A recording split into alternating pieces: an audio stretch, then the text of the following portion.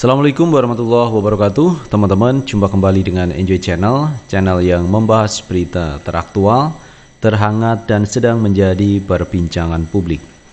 Sahabat Enjoy Channel, kali ini yang akan kita bahas mengenai prestasi-prestasi dari Anies Baswedan. Karena kemarin Pak Anies sudah menyampaikan bahwa Pilpres 2024 yang akan datang harus diisi dengan ide dan gagasan, kemudian rekam jejak dan program ke depan. Jadi 3 hal ini yang menjadi prioritas Anies Baswedan. Jadi kalau seorang capres tentu saja harus punya ide dan gagasan Indonesia ke depannya seperti apa. Kemudian rekam jejak merupakan pengalaman Anies Baswedan atau peninggalan Pak Anies Baswedan ketika menjabat sebagai Gubernur DKI Jakarta. Dan kemudian program ke depan yang akan ditonjolkan Pak Anies ini mengenai bagaimana mengatasi kemiskinan, bagaimana membuka lapangan pekerjaan yang baru, bagaimana menciptakan keadilan sosial bagi seluruh rakyat Indonesia. Ini prioritas-prioritas yang akan disampaikan Anies Baswedan. Nah, kali ini coba kita akan lihat beberapa ulasan mengenai prestasi atau apa yang dilakukan Pak Anies Baswedan selama ini, karena ini menyangkut rekam jejak, sehingga warga masyarakat ini tidak ragu untuk memilih calon presiden yang benar-benar berkualitas, baik kualitas dalam negeri maupun kualitas beliaunya itu di luar negeri. Semua harus teruji di dalam negeri maupun di luar negeri. Coba kita lihat teman-teman ulasan mengenai Pak Anies Baswedan yang punya prestasi. Ngomongin Anies Baswedan tentu nggak ada habisnya. Apalagi prestasinya, bejibun. Ya, meskipun buzzer kerap bilang nggak bisa kerja, nggak punya prestasi, namun faktanya dunia bahkan mempercayainya. Yang terbaru, Anies menerima jabatan baru nih sebagai Dewan Penasehat di Universitas Oxford. Pada tanggal 13 Januari 2023 kemarin, Anies menerimanya langsung di London sebagai Dewan Penasehat untuk Oxford School di kawasan Asia Tenggara. Anies jadi orang Indonesia pertama. Wah, suatu kehormatan bukan? Dunia saja sampai mempercayai Anies loh. Masa iya sih kita sampai kemakan fitnah dan hoax dari buzzer-buzzer itu? Aset bangsa yang diakui dunia jangan sampai disia-siakan. Wajib kawal hingga 2024. Setuju bukan? Peran Anies di dunia pendidikan tentu nggak cuma begitu. Mantan Gubernur Jakarta ini tentu juga konsen banget dengan dunia pendidikan. Ya, beliau tahu masa depan bangsa Indonesia ini ada di anak-anak mudanya. Makanya anak-anak muda yang mendapatkan pendidikan baik akan menjadikan Indonesia semakin baik. Anies menjadi penggagas Indonesia Mengajar, di mana mencoba mewujudkan kesetaraan pendidikan ke seluruh Indonesia hingga pelosok negeri. Anies ajak anak muda bergabung untuk berperan di sini. Keren banget gak tuh? Lalu gimana dengan Jakarta era Anies? Ya pasti dunia pendidikan menjadi konsen utama. Menambah dana untuk KJP Plus hingga KJMU, merevitalisasi fasilitas sekolah biar makin mumpuni. Anies juga merevitalisasi sekolah di Jakarta lebih modern meskipun milik negeri. Bangun sekolah di Jakarta harus elit juga dong. Kayak PPOP Ragunan yang futuristik, kayak 4 sekolah yang menjadi contoh. Bangunannya bukan hanya estetik namun juga ramah lingkungan. Cakep kan?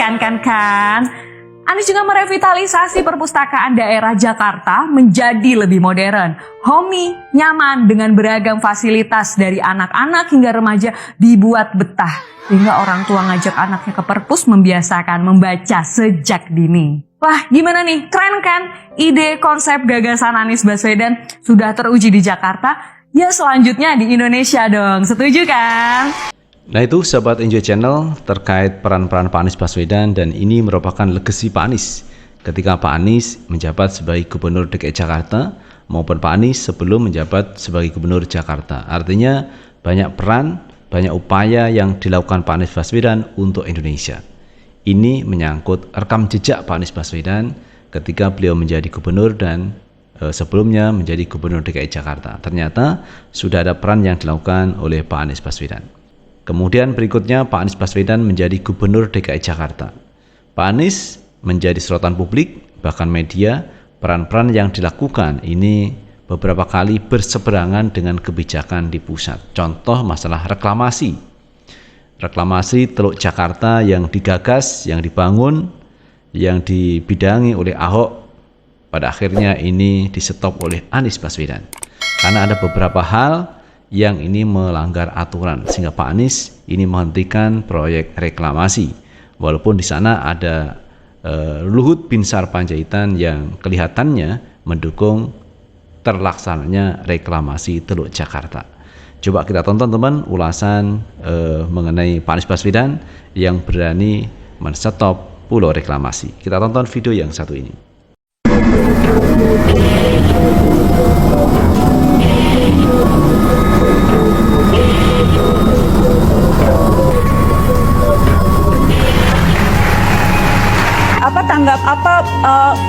Kesan pertama yang Anda dapatkan ketika melihat langsung itu, Mas Anies?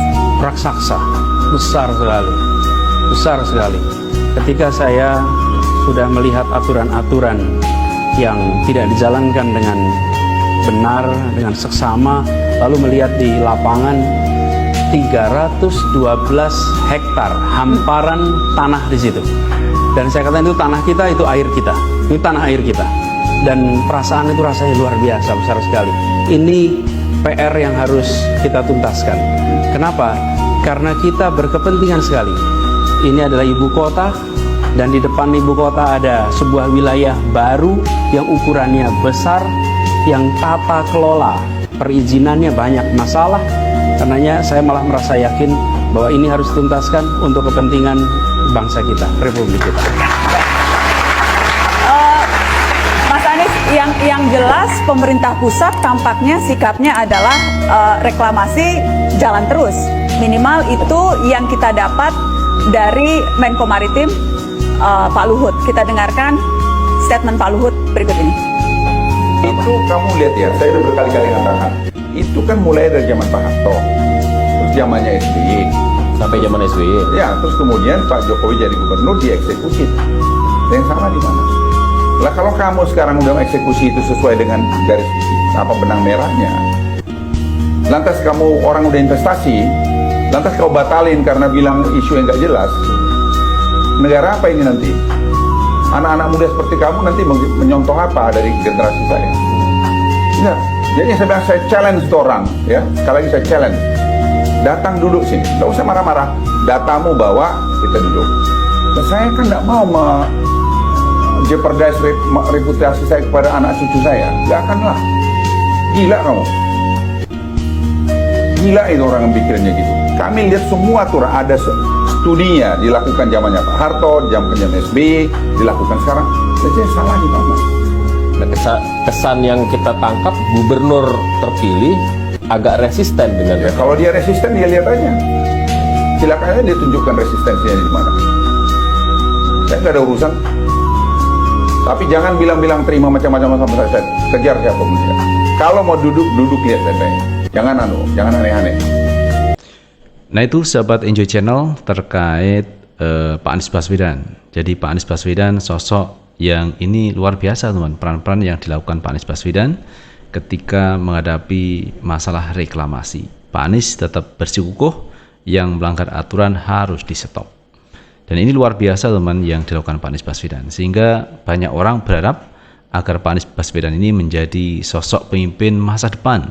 Apalagi 2024 Pak Anies ini diperkirakan juga akan nyapres untuk memperebutkan RI 1. Ini kan luar biasa juga teman yang dilakukan Pak Anies Baswedan. Oleh karena itu banyak warga masyarakat yang berharap Pak Anies Baswedan bisa berkontestasi di 2024. Dan kalau kita lihat beberapa lembaga survei juga ini cukup aneh ya.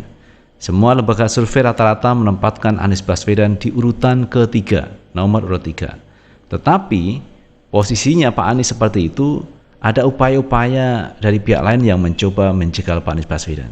Padahal Pak Anies Baswedan ini di beberapa lembaga survei di nomor urut 3. Jadi kan sebenarnya tidak berbahaya. Tetapi kenapa upaya yang mereka lakukan terus-menerus untuk mencoba menjegal Pak Anies Baswedan? Inilah yang menjadi pertanyaan kita.